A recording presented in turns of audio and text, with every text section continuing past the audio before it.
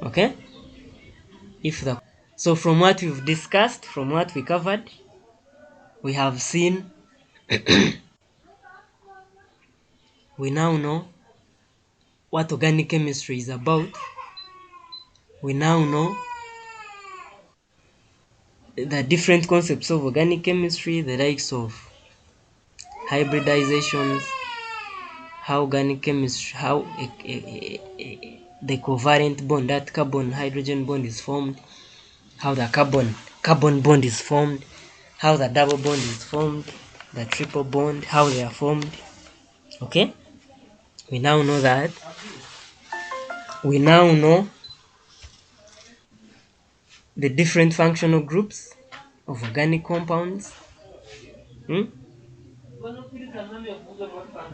You should know that introductory part, the functional groups. Actually, that's the course outline.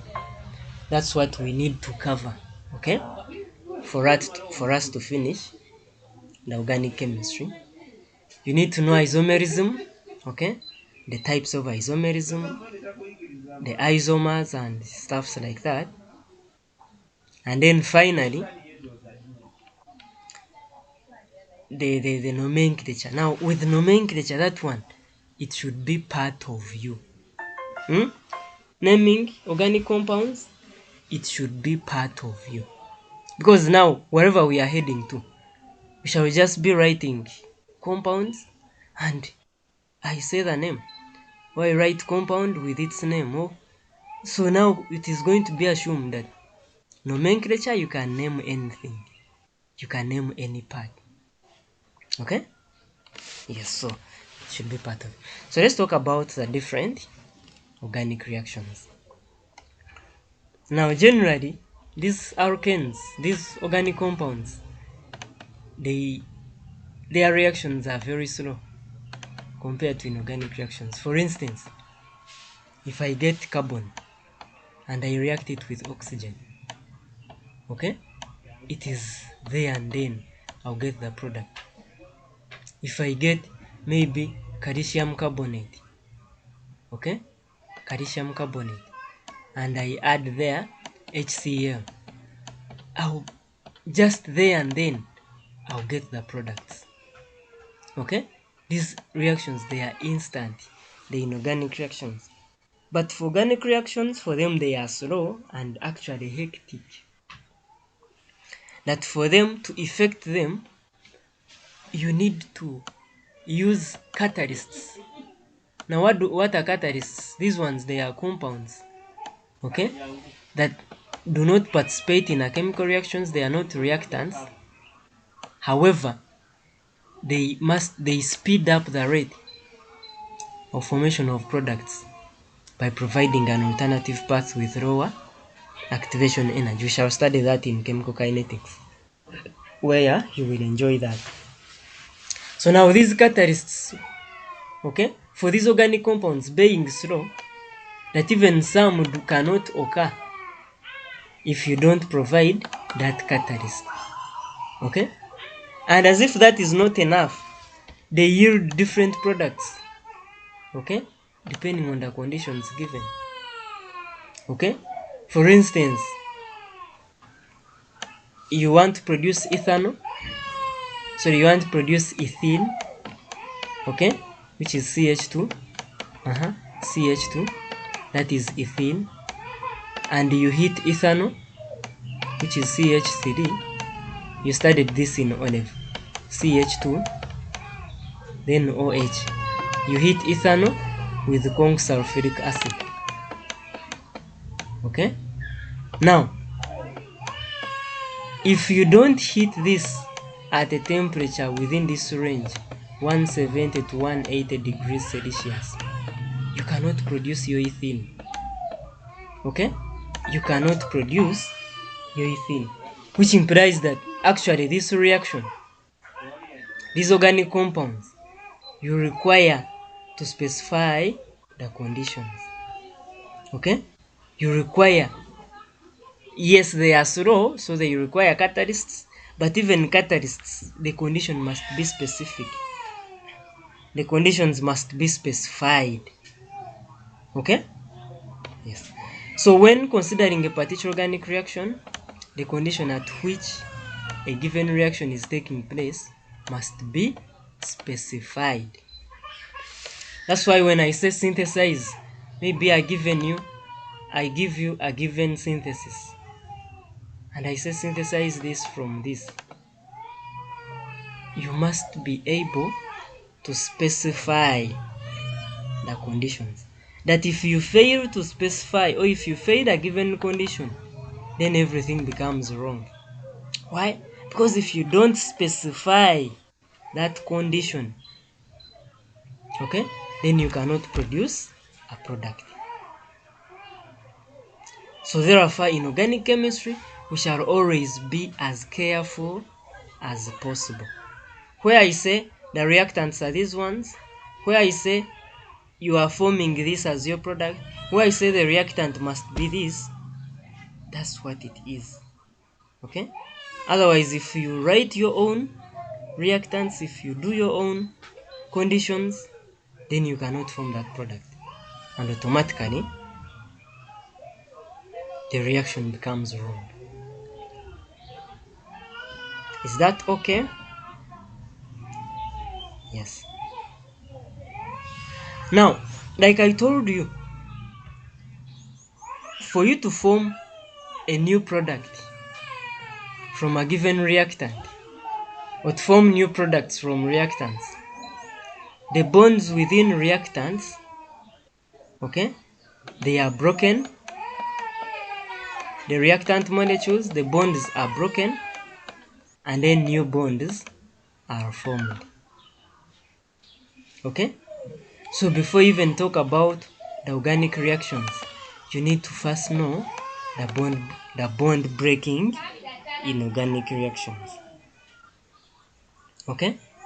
We need to first see how are the bonds broken in organic chemistry. Okay? What are the two types of bond cleavage in organic reactions? So there are two ways in which bonds can be broken in organic reactions. Two ways like this. And the ways, they are not hard. Okay? They are just two simple ways. The first one, you can call it the heterolytic fission. Actually, bond breakage is called fission.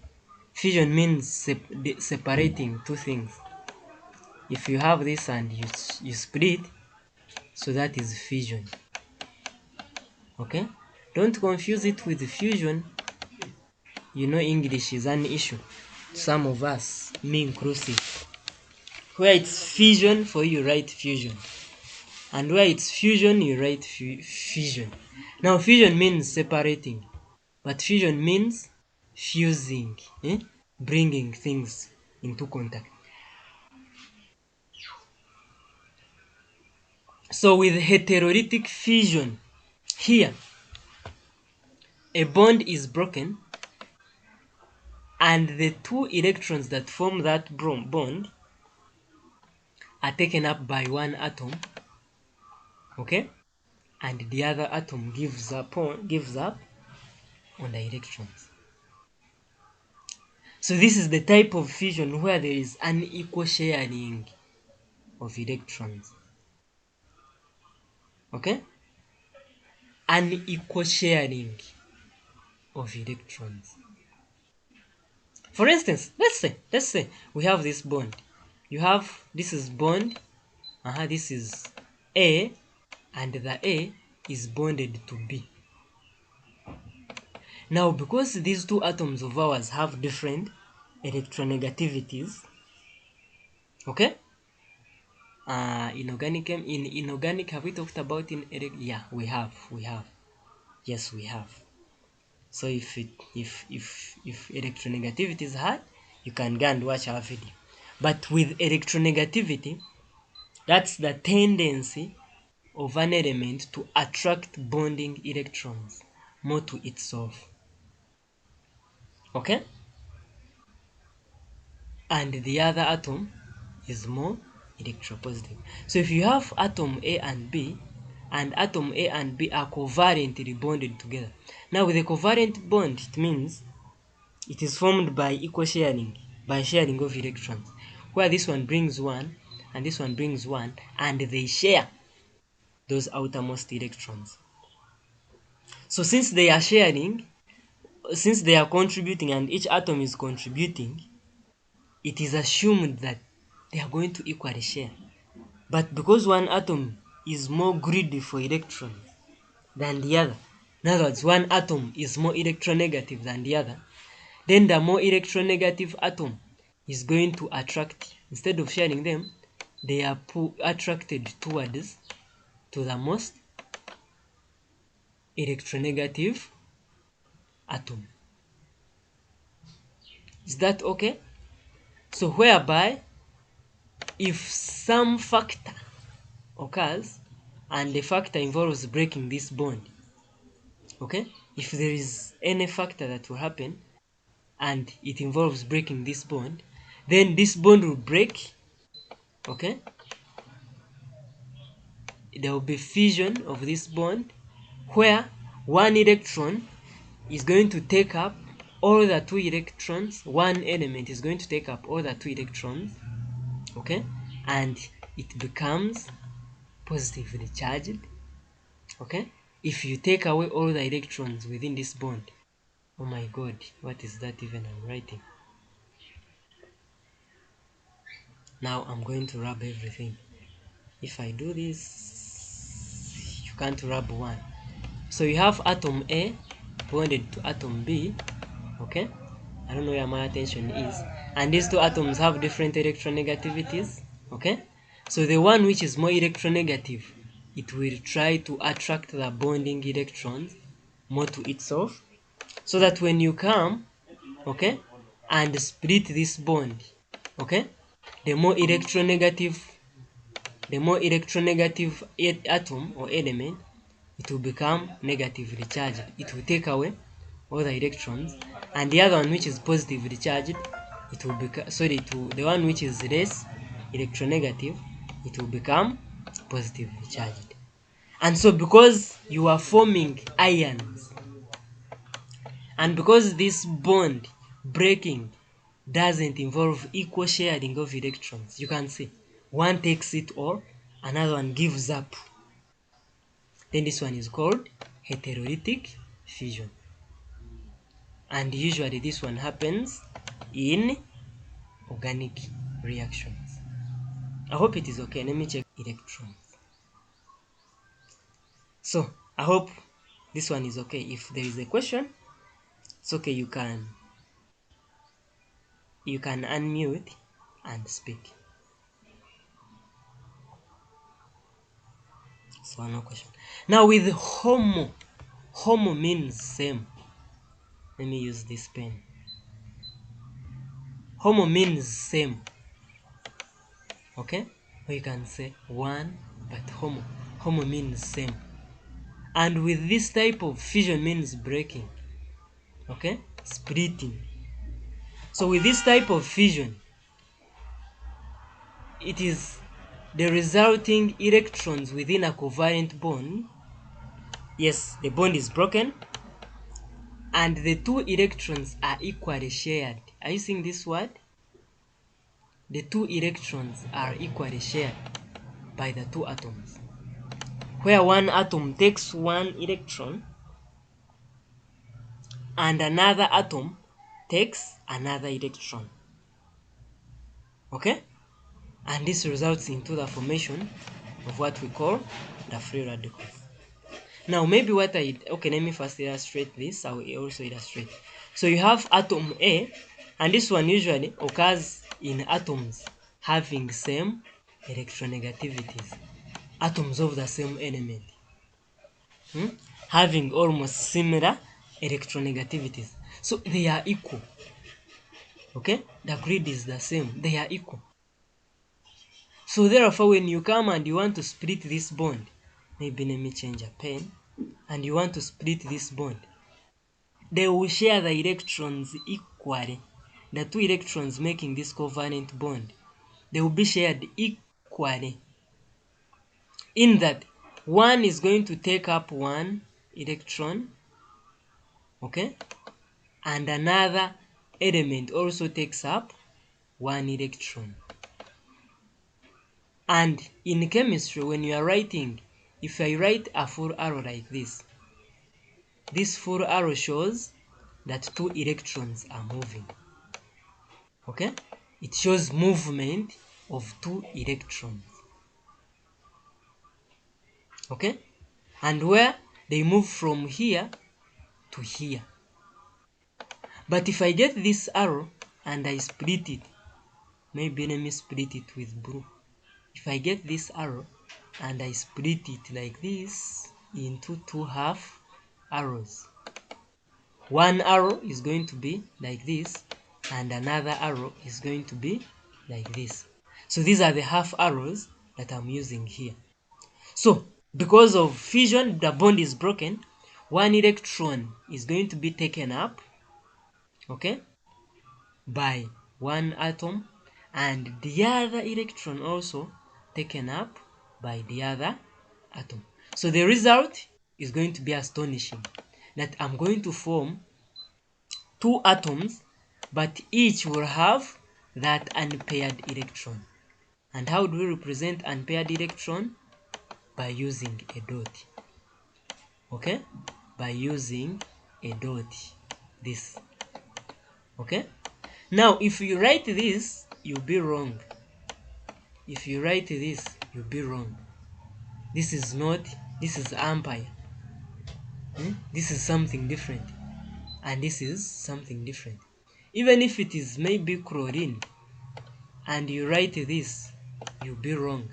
It is this. Actually, this is not C. It's C and then L with a dot somewhere here. It's okay, you can put it here. It is also okay. It's okay, you can put it here, okay? But as long as a dot, as long as a dot is close, and the dot should be visible enough. And so these are the two radicals. We call these ones the free radicals. And these free radicals, they are highly reactive compared to their respective elements, their respective atoms. So now we use this when we are representing homolytic fission, equal sharing of electrons. But when the electrons are unequally shared, for the case of heterolytic fission, you have A, and the A is bonded to B, okay? And one takes all the electrons. So here we use a full arrow, and the full arrow goes to what is taking all the electrons. Do you see? And so as a result, we shall form A, and the A is a positive ion because the A has lost its electrons.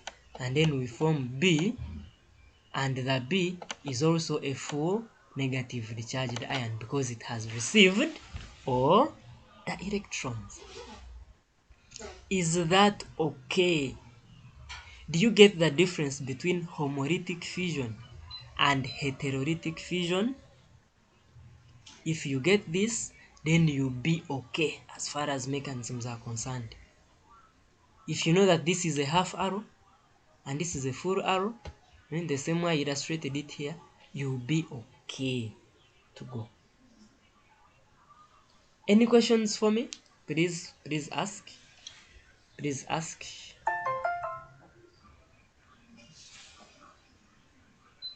Any questions? Anita, Edwin?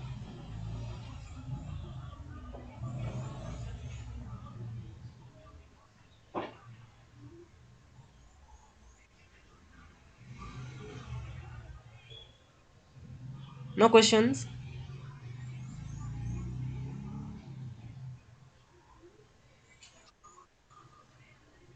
Anita, no questions?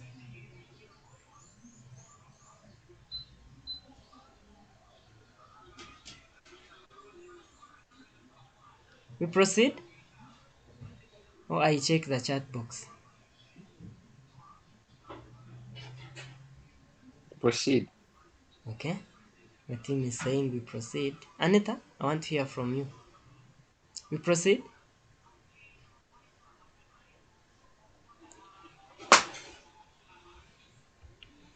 Okay.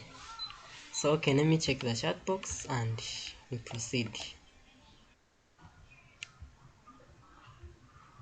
Oh, so basically that is bond breakage or fission. Now let's proceed and talk about the types of organic reactions. Now this is where science is. We also have some science here. Okay? The types of organic reactions. Now, I think there are words that I should first talk about. Okay? That we shall be using to study this. And the common words will be, number one, we shall talk about electrophile.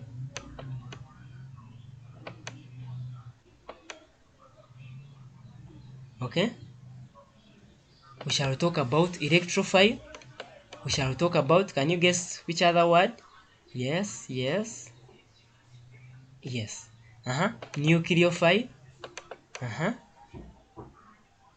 We shall talk about nucleophile. These words should be part of you. We shall talk about addition. These are just English words now. Addition. Then we shall talk about, from addition, substitution. Okay? Substitution. And then elimination. These are just English words apart from electrophile and nucleophile. So, elimination. So we shall use them frequently. Okay? Frequently. Now, let me start from addition. Now, with addition, let me use your family. I don't know how many are you in your family, but if maybe Anita and Edwin and Otim, if I get Anita and I put Anita in Edwin's family, and the reverse is true. If I get Edwin and I put Edwin in Otimu's family, okay, without removing anybody, okay, I will say that I've added somebody in Otimu's family.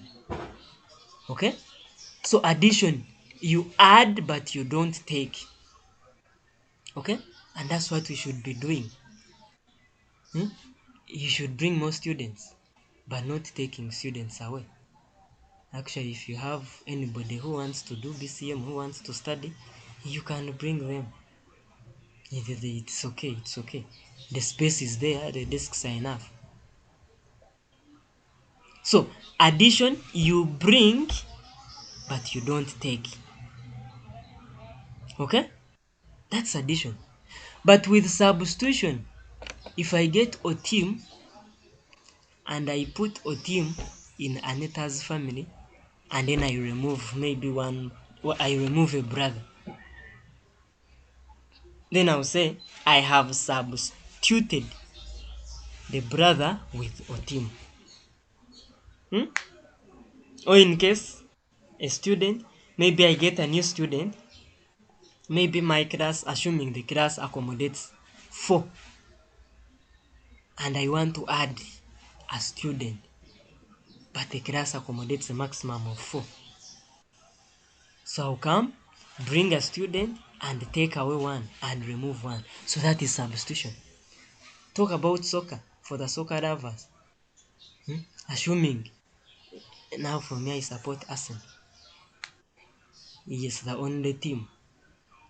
Assuming Aubameyang has failed, I will remove Aubameyang and bring Saka.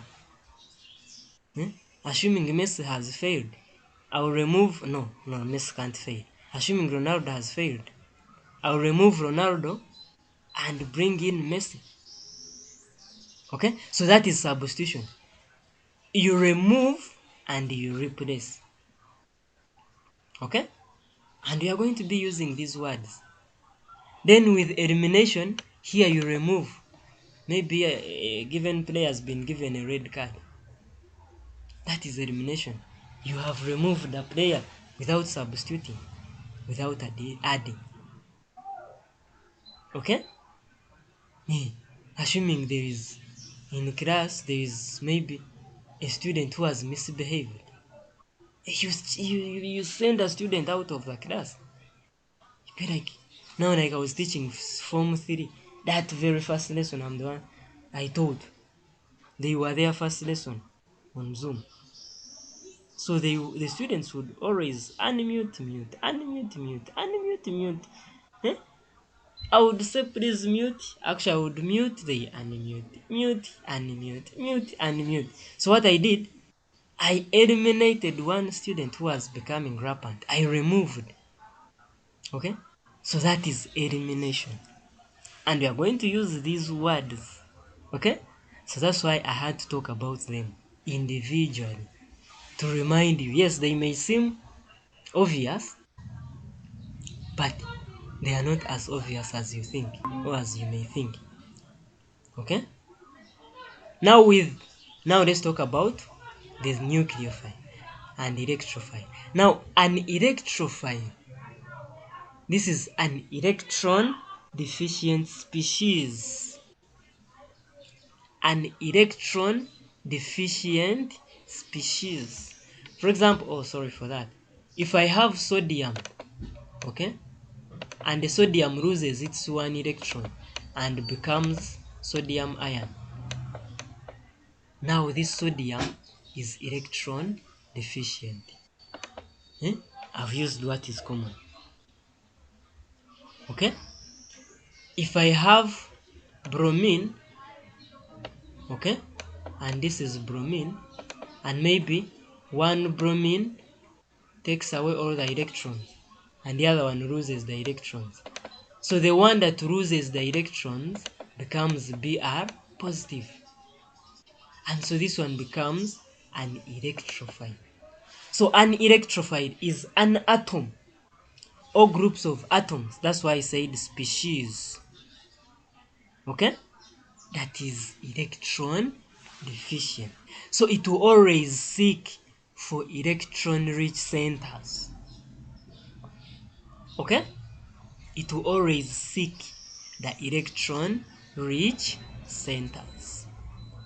But a nucleophile, now this is the exact opposite of an electrophile.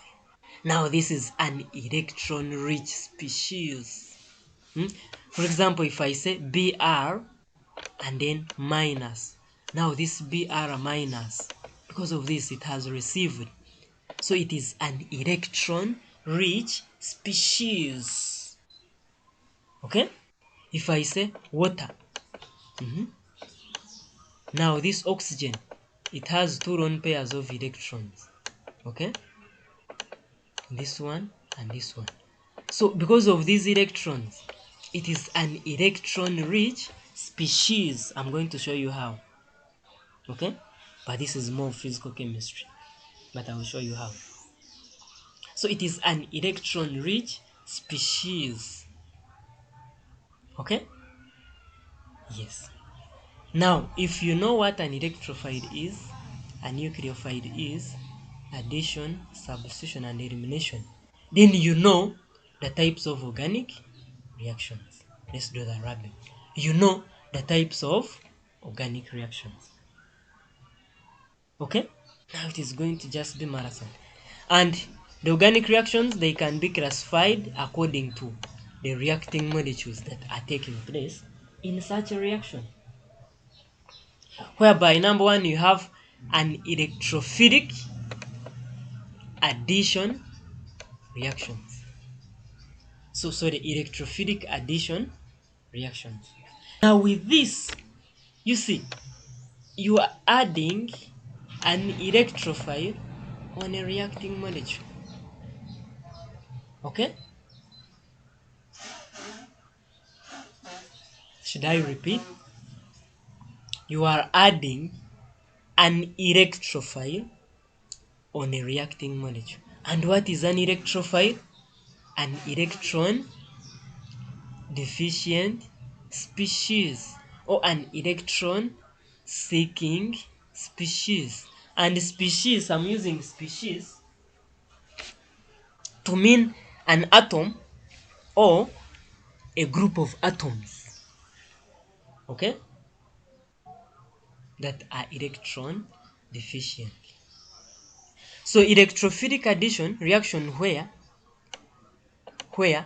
an electron, this is electron, sorry for this, an electron deficient species, or you can call it an electrophile, is added to unsaturated, I'm going to talk about this, organic compound, okay, without loss of any atom. Without loss of any atom. Now, in senior 3, you studied alkanes, alkenes, and alkynes.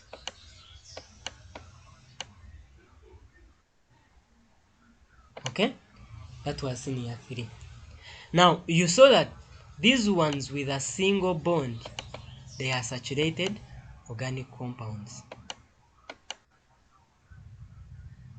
I'm just reminding you. But these ones with a double and a triple bond, they are unsaturated. Okay? Unsaturated organic compounds. Now, what does that imply? It means that with electrophilic addition reaction, okay, a nucleophile, sorry, an electrophile adds to unsaturated organic compound. For example, this one is ethene, and it is unsaturated organic compound. And if I react ethene with bromine, for instance, okay, bromine, I shall not go deep into the conditions. I'll be able to form CH3. The Br, you studied this reaction in olive. The Br, oh my god, CH2, Br, and then CH2, Br. So are you seeing that the Br has added across a double bond? Are you seeing? And number 2, are you seeing that there is no loss in any molecule? You see, initially you had two hydrogen atoms, okay, and here 2 hydrogen atoms, and 1 carbon, 1 carbon, and here you still have them. But in addition to these ones, you have added the Br here and the Br here. So that implies that it is an addition reaction. It occurs without loss of any molecule or any atoms. Okay? So it is an addition reaction. However, it is an electrophilic addition reaction in that the first atom to add itself is an electrophile. Okay? It is an electron seeking species. And we are going to write the mechanism. And you guys will be astonished to write such a mechanism. Okay? So that's why we classify this as an electrophilic addition reaction. And there are very many electrophilic addition reactions. For example, where should I write? Okay, I'm going to rub. So for example, if I write this, CH2 and then double bond and then CH 2, and I react it with hydrogen, I won't put the conditions. Okay, the hydrogen will just add itself across the double bond to form this CH3. Okay, and this one, you can see you've added the hydrogen. There is no atom that has been lost, so it is an addition. But the first hydrogen to add is an electrophile. Okay, so that's why it is considered to be electrophilic addition. You can see this. CH2, then double bond, and then CH2, and we add HCl. HCl, for instance. It will just add itself across the double bond, and you become C3, then CH2, okay, and finally Cl. You see, it has just added itself onto unsaturated organic compound. So therefore it becomes electrophilic addition reaction. Any question as far as electrophilic addition reaction is concerned? And what is an electrophile? Like I said, it is an electron seeking species, okay, or an electron deficient species. It could be an atom, or it could be a group of atoms, like how you can see here. This one, if the Cl, yellow is not good, red is better. So if the Cl, like how you see this, okay, has lost its electrons, we shall meet all this, we shall encounter all this in our mechanisms. Then the Cl becomes an electrophile. If the CH, now this is an atom, this is just one atom. But now, if the CH, okay, maybe the CH was like this, okay, like this, and then it loses its electrons to the chloride, and you form CH3, okay, CH3 with a plus on carbon, and then the Cl. Oh my god, sorry for that. Now this CH3, it is an electrophile because it has lost its electrons to this chloride atom, okay, and so as a result, what shall we form? This one is going to be an electrophile, and this one is going to be a nucleophile. Similarly, when it is a nitrogen, okay, and the nitrogen or nitrate, and you have a plus on nitrogen, or it could be nitro, and you have a plus on the nitro, okay, we shall encounter all this in our mechanisms, okay. Now because this one is an electron seeking species, it is electron deficient, and this one is an electrophile. So it could be an atom or groups of atoms, okay, that are electron seeking, that are electron deficient. Is that okay? Yes. Is it my network? So let's talk about substitution reactions. So it is simple. Like I told you, substitution. I already illustrated this. Substitution. Then electrophilic. So here, an electrophile substitutes an atom on a reacting molecule. Let's not make life hard. Let's not make life hard. Things are simple. An electrophile. But what is an electrophile? You cannot define electrophilic substitution, and again you say an electrophile. That one is wrong. So what is an electrophile? Electron deficient species. Okay? Substitutes. Now you cannot be defining substitution and say substitutes. Replaces. Okay? So it is a reaction. Now let me give you the correct. So it is type of organic reaction where an electron, okay, deficient, an electron deficient species replaces an atom on a benzene ring, because this one occurs only on a benzene ring. Okay, this one occurs only on a benzene ring. I mean electrophilic substitution. Okay? Electrophilic substitution occurs only on a benzene ring. So what happens actually with this?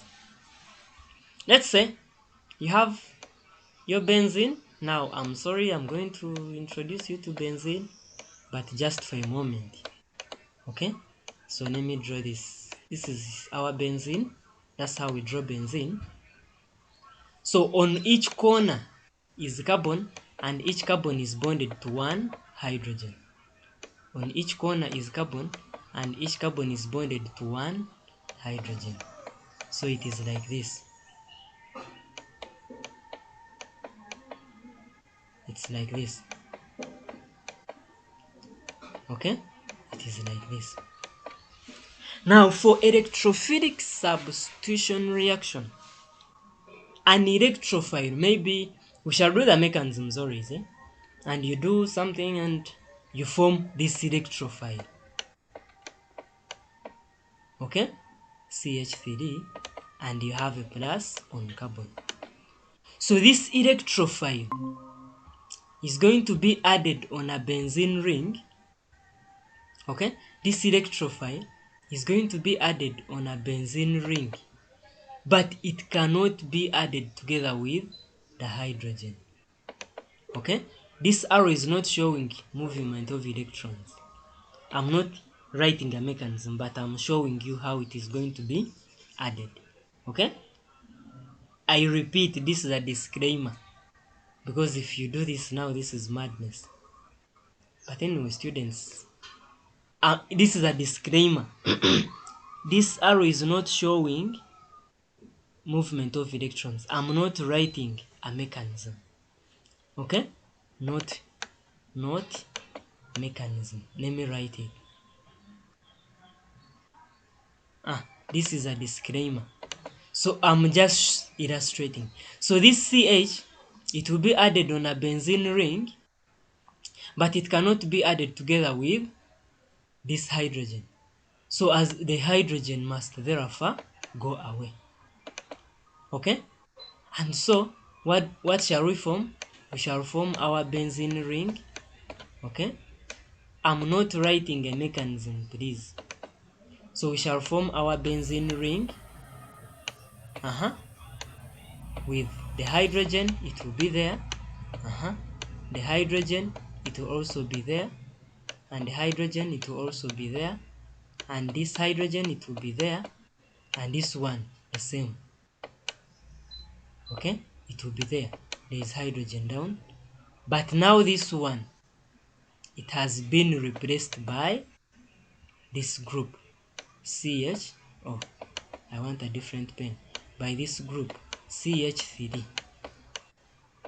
Okay? And the hydrogen. Now, are you seeing that the hydrogen on the benzene ring has been replaced by the CH3? And do you see that the CH3 that is replacing the hydrogen is an electrophile? Can you see that? That's brilliant. That's pretty good. So if you can see this, then this one is electrophilic substitution, where an electron deficient species replaces an atom or groups of atoms on a benzene ring. Okay? That's brilliant. That is brilliant. That is brilliant. Any question as far as electrophilic substitution reaction is concerned?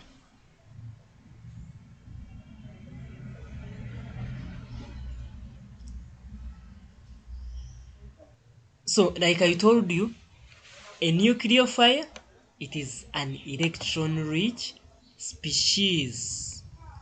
Electron-rich species. Substitution, you are replacing.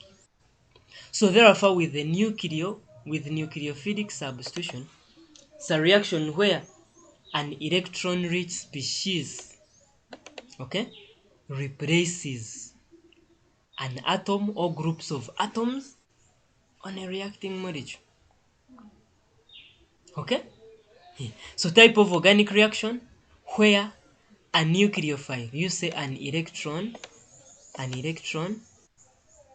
rich rich species, and species it can be an atom or groups of atoms, okay, in a reacting molecule. For example, you may have this reaction. For instance, I may have this CH3 Cl, and I react this with OH. Okay, this is not the real reactions. Conditions are missing. So if I react it with OH, okay, this OH is going to replace this Cl, and it will be taken up by the carbon, and the Cl will go away. Okay, this is not a mechanism, I'm just trying to illustrate. And so as a result, we shall form such a compound, CH3 and then OH. Now because the OH, which is a nucleophile, you can see this, it is replacing an atom. You can see this. Then therefore this one becomes nucleophilic substitution reaction.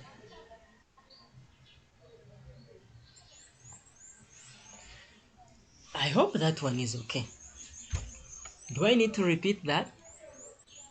The OH is a nucleophile, and the nucleophile is replacing an atom, okay? Then this one becomes nucleophilic substitution reaction. Okay? That's good. That is good. Now, this substitution nucleophilic, or you can say nucleophilic substitution reaction. Teacher, Yes. for you to form an electrophile, you lose only one electron. No, you lose two. Yes. Now you want to say Why don't they? why don't we put two charges? Yeah. If you lose one, you form a radical. If you have maybe A, B, and they are bonded together.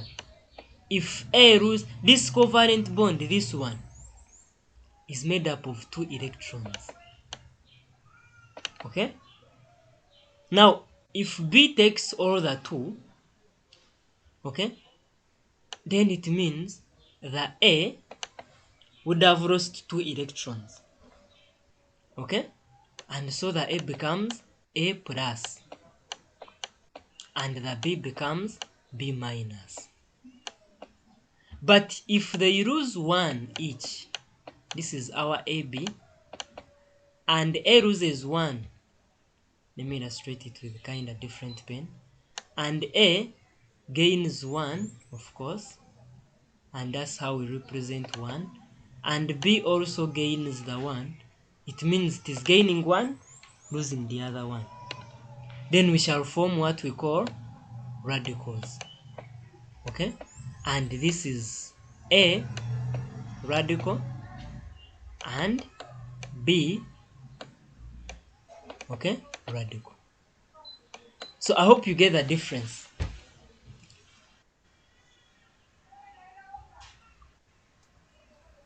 Yes.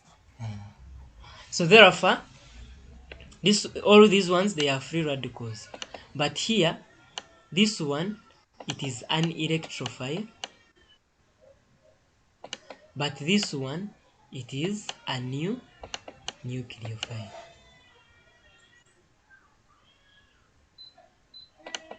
It is a nucleophile. Is that okay? Yes. That's pretty good. So let's talk about substitution nucleophilic. So like I told you, reaction where an electron-rich species replaces an atom or groups of atoms on a reacting molecule. So a nucleophile is a species or groups of, it is a species. Species means both. It is a species or group of atoms, no. Okay, you can say it is an atom or group of atoms. Now, if you don't want to use this, then you can say species. Species means all, an atom or groups of atoms. You can collectively refer to them as species. So it is an atom or groups of atoms that is electron rich. Okay? It is rich with electrons. Okay? And so it will always seek for electron deficient centers. Those are the positive centers on a reacting molecule. Okay? And they are either negatively charged. For example, you may have this one. Okay? You may have Br. You may have Cl. Okay? And so on. Or they have lone pairs of electrons. Okay?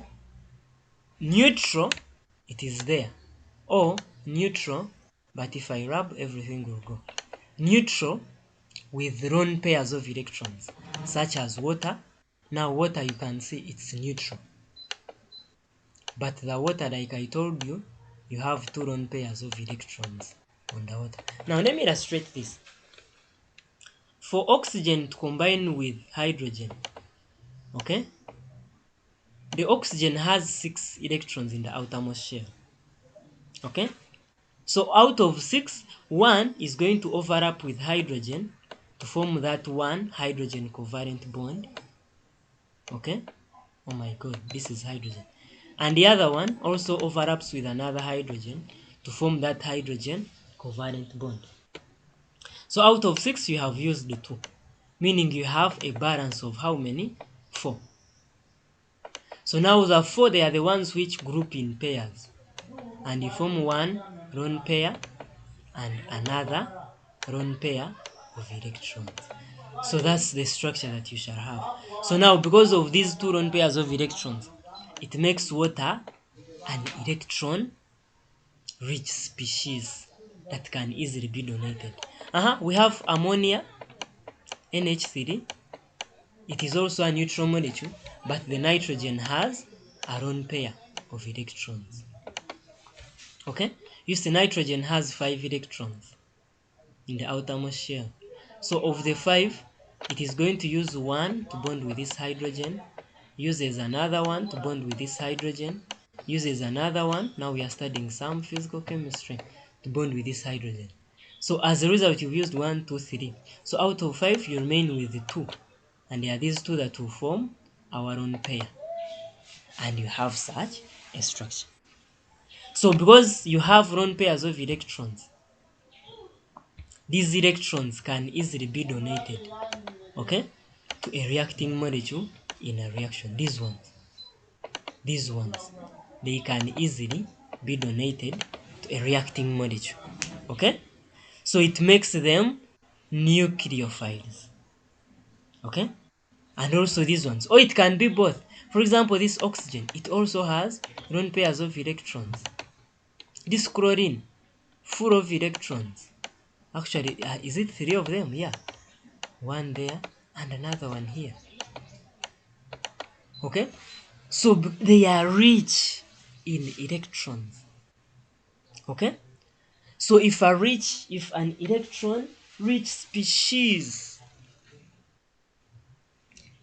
replaces an atom or groups of atoms within a molecule, then we shall call it nucleophilic substitution reaction. Or you can say substitution nucleophilic reaction. Is that okay? Because I'm going to rub this. I think this there is neutral. So is that okay?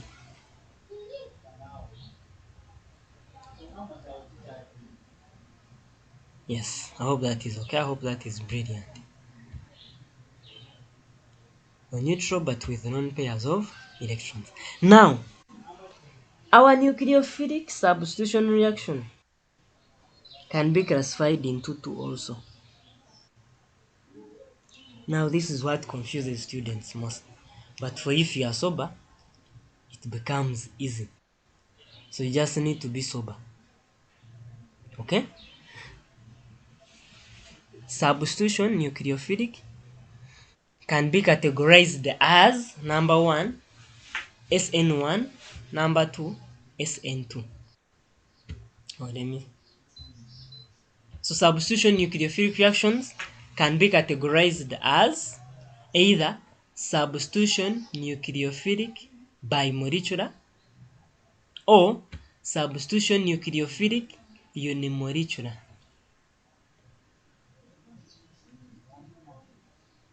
Let it sink.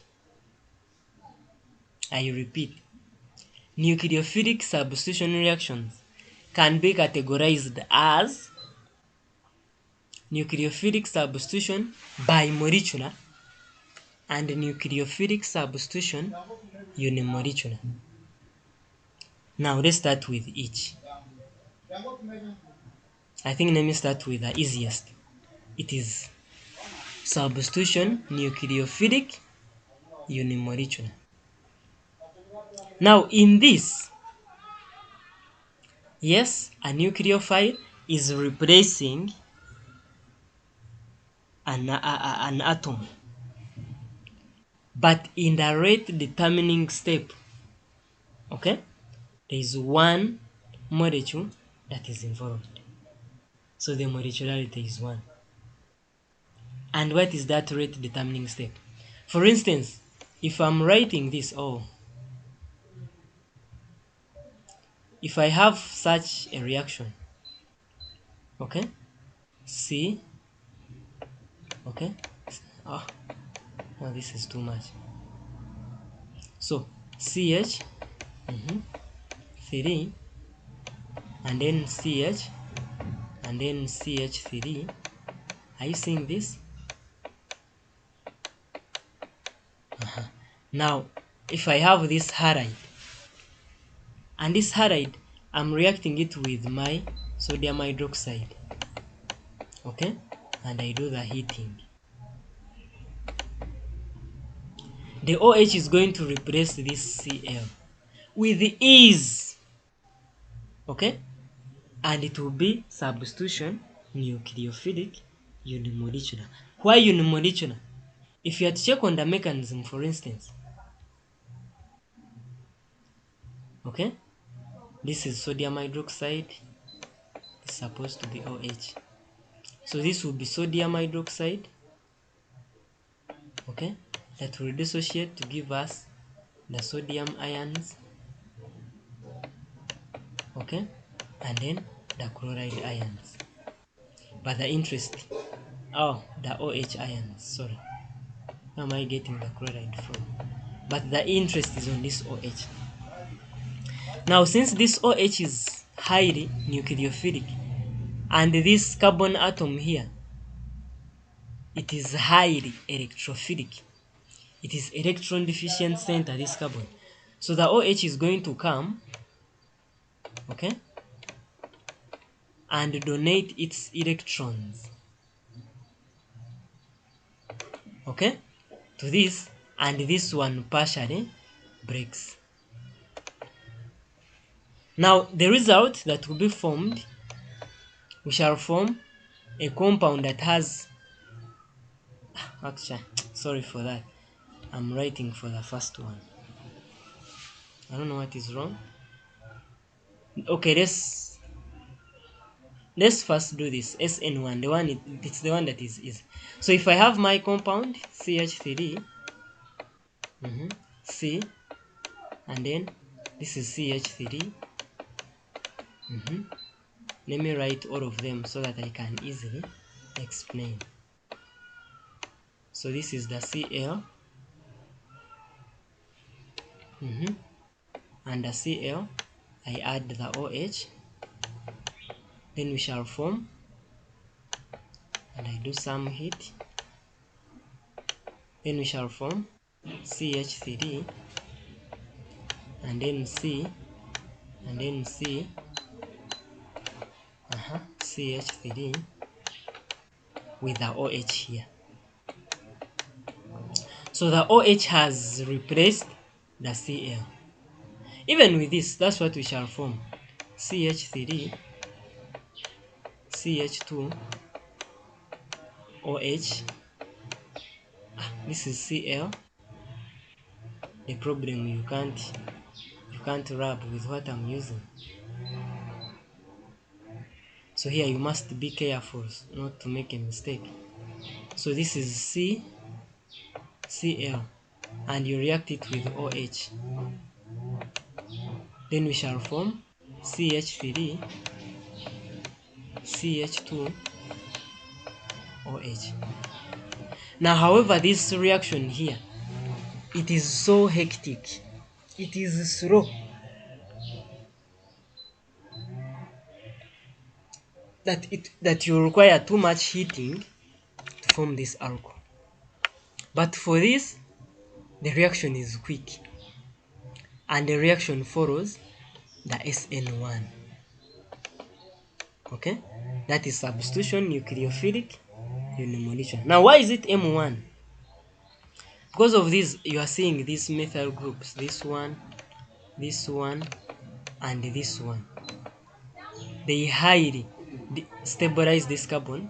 They push the electrons towards this carbon, and because of this bond, this one, it will be the electrons in this bond, they will be taken up by the chlorine, okay, and then you end up ionizing, okay, and you form such a structure, CH3, and then CH3, and another CH3,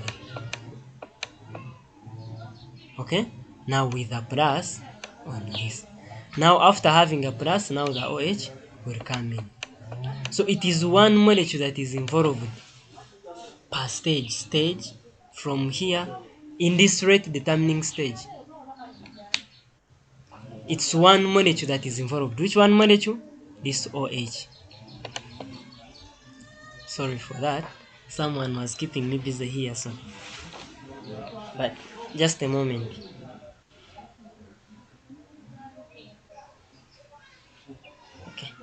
Okay. So it is one molecule that is involved in the rate determining stage. Which one molecule? This OH that is attacking, okay, the formation of the complex that is formed. But for this reaction here, this one, you form, after forming, this is the Cl, the OH is going to come in.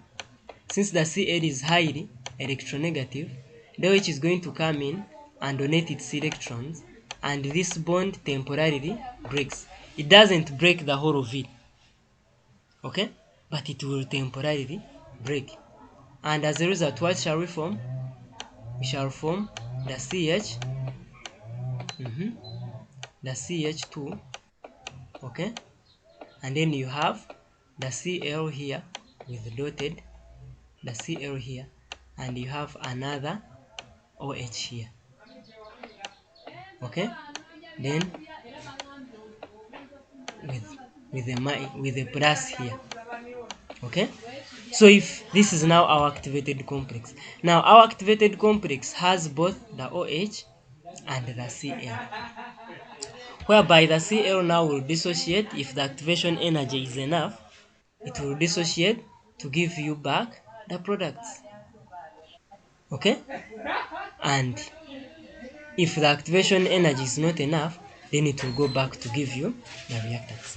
But for this case, as you can see, okay, it is only the OH that is involved in the rate determining state. Is that okay? So that's why, since this one it's one, then that's why it is called substitution unimolecular. But since these ones they are two, you can see this, the incoming OH and the outgoing Cl, then it is called SN2. Okay? Yes. Now this OH is derived from water, not sodium hydroxide. Otherwise, if you use sodium hydroxide instead of forming alcohol, it undergoes elimination. Is it okay to everyone?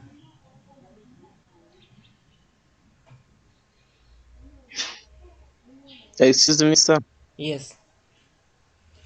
The one of S1 is the one of the SN2 is not clear. The one of SN2 is not clear. It's okay. I thought I expected that. Even even me, in when I was a student, it took some good effort to understand this.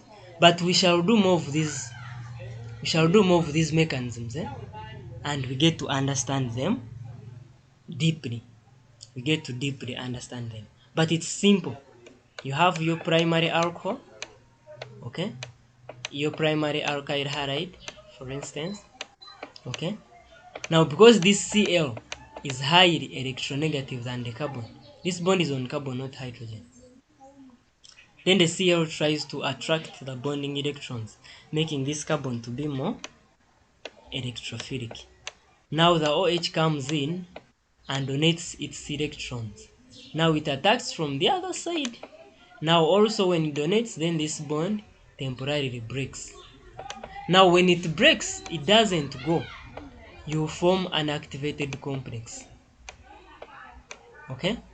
And this step, this reaction is slow. You form an activated complex, which is CH, okay? And then CH2, okay? And you have the outgoing chloride and the incoming OH. They are all formed, okay? And this one is what we call the activated complex. That if the activation energy increases, now activation energy, it is the minimum energy that reactants should have in order to react and form products. And anyway, we shall study in details in chemical kinetics. Let's not go deep. Now, if the activation energy is reached, then this intermediate the intermediate complex that is formed, it will dissociate, where it will lose the Cl, okay, to form your final products, which is CH3, which is CH2OH, and the Cl. But if the activation energy is not sufficient, if it is not reached, then this activated complex, it will dissociate back, okay, to give you the reactants. So now, because there are two molecules involved in the rate determining step, the Cl and the OH, because there are two molecules, then this is considered to be SN2, or substitution nucleophilic bimolecular. I hope it is now okay.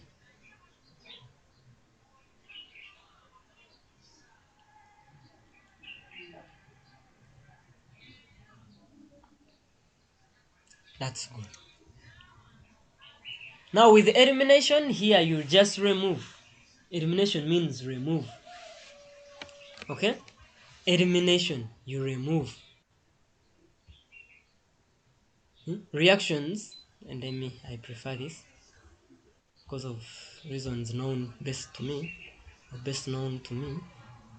So there are reactions where an atom is completely removed from a reacting molecule and usually results into formation of a double or triple bond.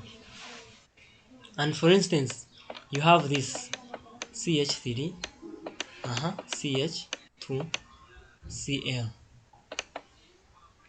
and you undergo some reactions, okay, and you remove the Cl together with one hydrogen here, and you form CH3 double bond, and then, oh my god, CH2. This is a 2. This is a 2. So once you form this, you see you have lost the hydrogen, and at the same time you've lost the chloride. So now this one becomes elimination reaction. Alternatively, you can have this, and I know you are used to this reaction. CH3, CH2, OH, and you add there conc what? Sulfuric acid, maybe at 180 degrees Celsius. Okay, now the OH is going to be removed together with the water molecule. So the OH is going to be removed together with hydrogen to form water, and this is the hydration reaction, and we shall form our alkene like this, CH3 CH2. Okay, now because you are removing electrons, because you are removing atoms, and that's why it becomes elimination reaction. Is it okay?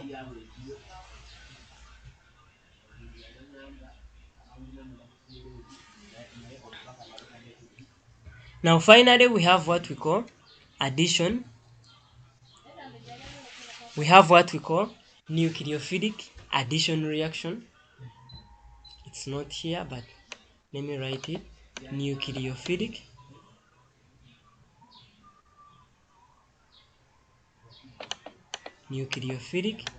addition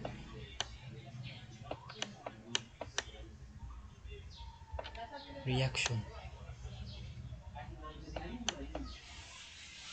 Now, like its name, nucleophilic, a nucleophile is an electron-rich species. Addition, you add. So in here, we add the nucleophile, okay, to a reacting species or to a reacting molecule. And the reaction, for example, I might have the CH3, sorry, then CH, and who can guess what is this?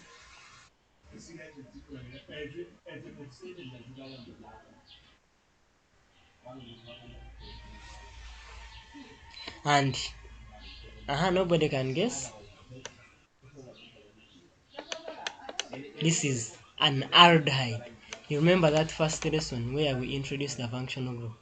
So this is a carbonyl compound, but to be specific, an aldehyde. And we react our aldehyde with potassium cyanide. Okay? With potassium, or okay, this is hydrogen cyanide. Okay? Or I can add cyanide, potassium cyanide, in presence of an amino acid. So it becomes easy, whereby the CN, the cyanide atom, molecule, the cyanide ion, it will come and attack, okay, and then the electrons here are lost, and then when they are lost, they are taken up by this oxygen, and then the oxygen takes up this hydrogen ion, okay, and you form this CH3, CH, and then you have the cyanide here, and then H and OH. So now, because everything is adding itself, okay, the cyanide is adding itself on the aldehyde, on the carbonyl compound, okay, then it becomes nucleophilic addition reaction.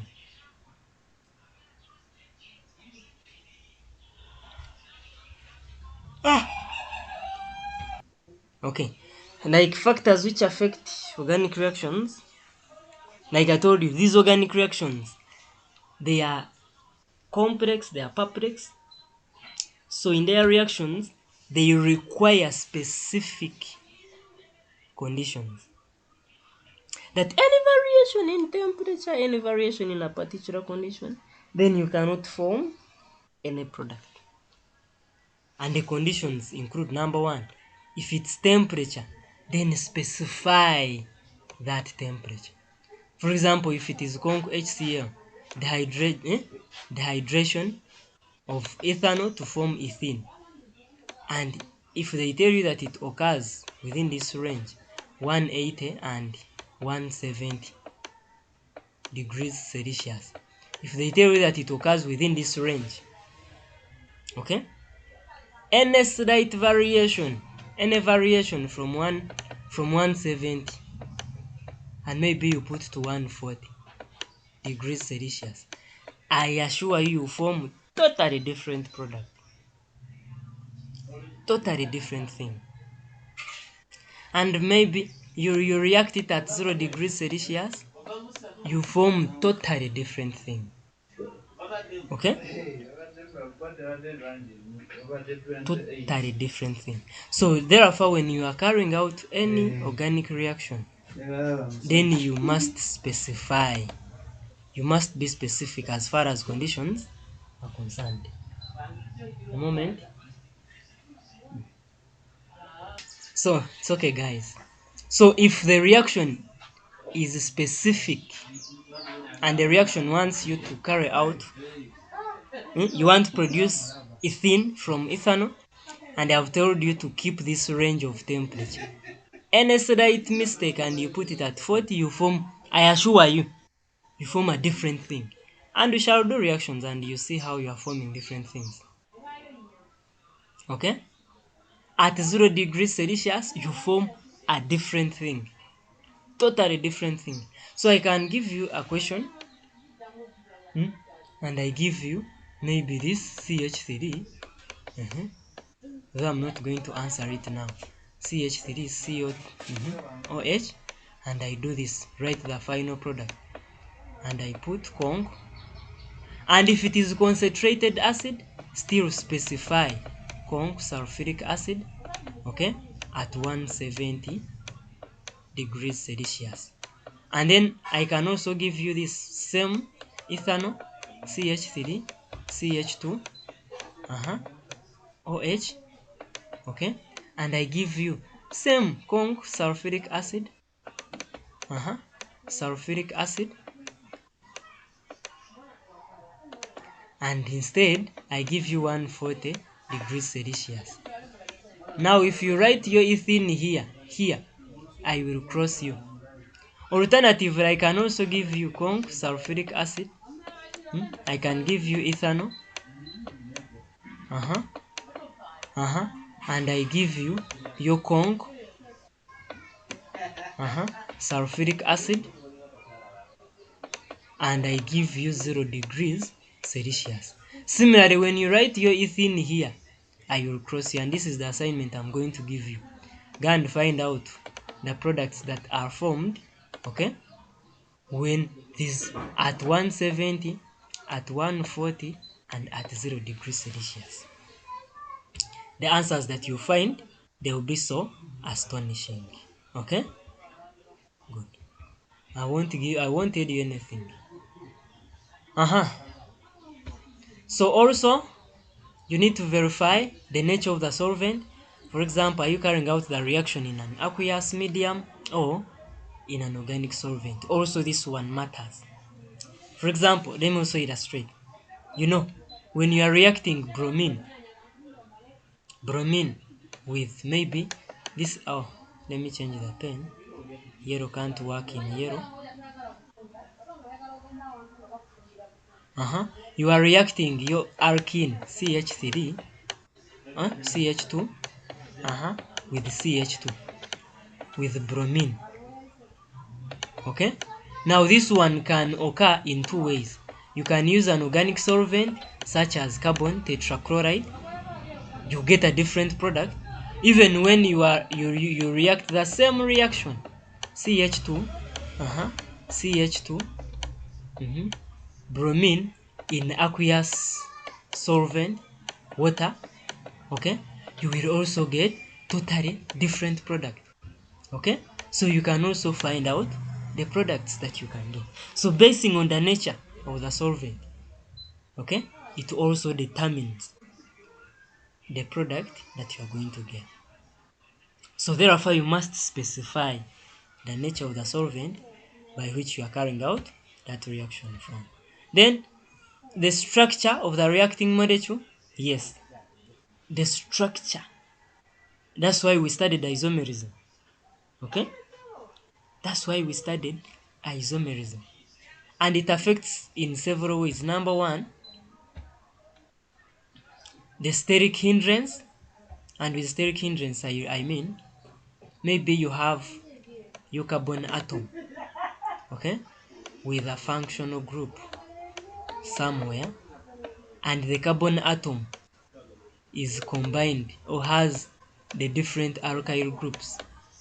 Okay, the alkyl groups.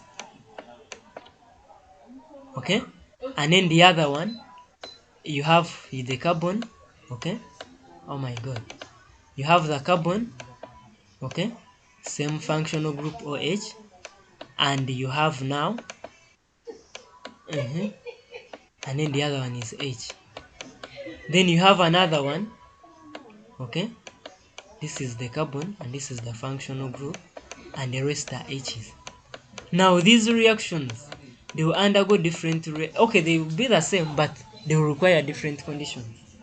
Okay, whereby now this one has more of alkyl groups, okay, than these ones and these ones. So the structure is going to be different. And with the steric hindrance, it is now there is some illustration I use here, and I'm going to give it before I define. Assuming you have a girl you want, but the girl has 7 brothers and the father is tough. Okay, but the girl is born with 7 brothers. Man, sometimes might be hard to get that girl. The brothers sometimes become too greedy for the girl. Okay, that's one. Assuming you have for your girl and the girl is dating. Oh, a moment, let me pick this one and see what they want from me. So now, assuming you have your girl, and the girl has 4 boyfriends, and all the boyfriends have cars, and you are there, poor you, no car, no nothing. Is it going to be easy to get that girl? It's not easy to get that girl. So these 4 boyfriends, they hinder. They want me to be like, hi, be like, I'm at home, dad is around. But when actually dad is not even around, she's not even at home. So this hindrance is going to be too much. So bring that analogy here. Steric hindrance, it is the groups that surround the central carbon atom, the reaction center. Okay, they prevent the reacting molecule from accessing that central carbon atom. Okay, yes, you have this. You have R and then C and then R and then R. Okay, these are the alkyl groups. Now the Cl here.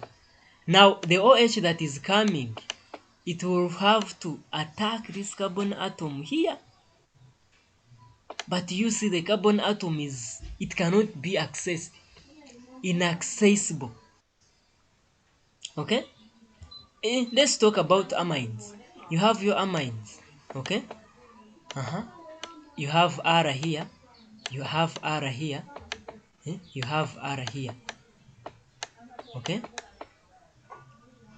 Okay, these are different alkyl groups. And now the maybe you want to react this with a proton. Okay, and the proton has to access this lone pair of electrons on nitrogen, but the lone pair is shielded, is surrounded by the annoyed boyfriends, the annoyed girlfriend, alkyl groups. Now this is poor you. So you cannot easily access the reaction center. Okay, so that phenomenon, we call it the steric hindrance, and we shall always talk about it in details. Here I'm giving you a preview. A preview. Then electronegativity, this one we talked about it in organic chemistry. Bond length, this is how long the bond is, and long bonds they are easily broken, and shorter ones, they are not easily broken.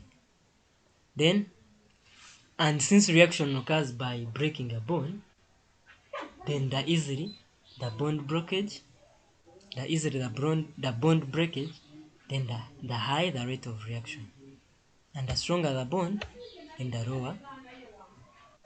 Now with mechanisms, it is a step-by-step illustration, okay? The step-by-step illustration that shows the flow of electrons from one center to another center. And like I told you, electrons will always move from nucleophiles, okay, from electron-rich species to electrophiles, okay? Yes. Now, if there are two electrons moving, we use an arrow, and the arrow is always curved, okay? And it's a full arrow. Don't do this. Don't do this. This is wrong, okay? This is not an this doesn't show any movement of electrons. Don't do this. But it is a curved arrow, so even this one is wrong. But if I want, it is a curved arrow. But let's not say curved and you exaggerate. Somebody doing this. Now this is madness. If you find yourself doing this, then you know that you are just mad. Okay? This is wrong. So it is a curved. Okay? We can say curved. No, this is a curved arrow, but this is curved. Now the curved arrow shows movement of how many? 2 electrons. And the 2 electrons, okay, they move from a nucleophile to an electrophile. You'll be mad if you write this. This is a nucleophile, and then this is an electrophile, okay? And I see your arrow running like this. You'll be mad. This is madness. I don't expect such, okay? Yes.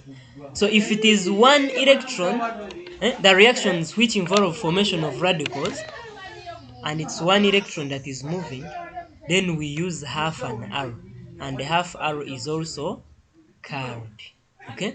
That's how it is. And the arrow moves from an electron, from a radical that has that one electron, to another. We are going to do mechanisms, okay? So this is it. This is it. So you can start practicing, okay? You can start practicing how to write these arrows. Otherwise, when I find you with your chemistry, your organic, that will be organic.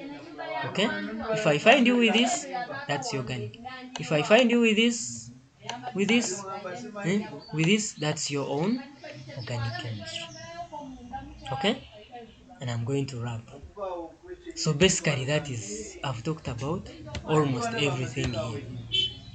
So flow normally illustrated by means of a curved arrow, okay?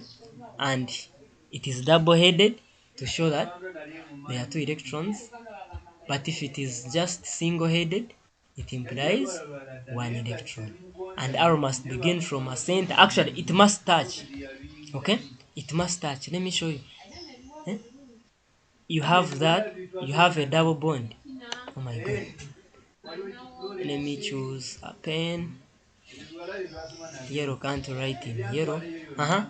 You have this, and you have a double bond, okay? And maybe you have here your electrophile, okay? This is just for illustration, So this is a plus. The arrow must touch. Do you see where it is coming from? And you see where it is going? Are you seeing? If your arrows are in space, like you do this, this is, nobody knows this. Nobody knows this. You do this. You do this. Boom! Nobody knows this. Some mad people will be like, this is madness. Someone does this. This is madness. Arrows move from nucleophiles to electrophiles. And the arrow shows movement of electrons. And you cannot donate what you don't have. Okay? Yes. So basically that's where we have stopped today. So go and revise today's lesson. Okay? Make sure what you have talked about today is part of you, that even if you're dozing and somebody says boom, you should be in position to know. If you want this okay, if you want this video to watch it over and over again, it's okay. I can send it to you. You watch it over and over and over again. Okay? But before we enter in our next lesson, we shall talk about alkanes. Okay? And next lesson is now going to be real business. Okay?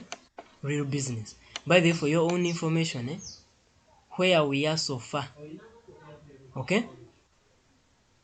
We haven't reached there first, but we are soon reaching the videos for Form 6. So you can always first watch those videos and then you come back and attend the lesson. Okay? It will be good for you, trust me. You will learn things with ease. Okay? Yes. Otherwise, if there are no questions, then we shall call it a day.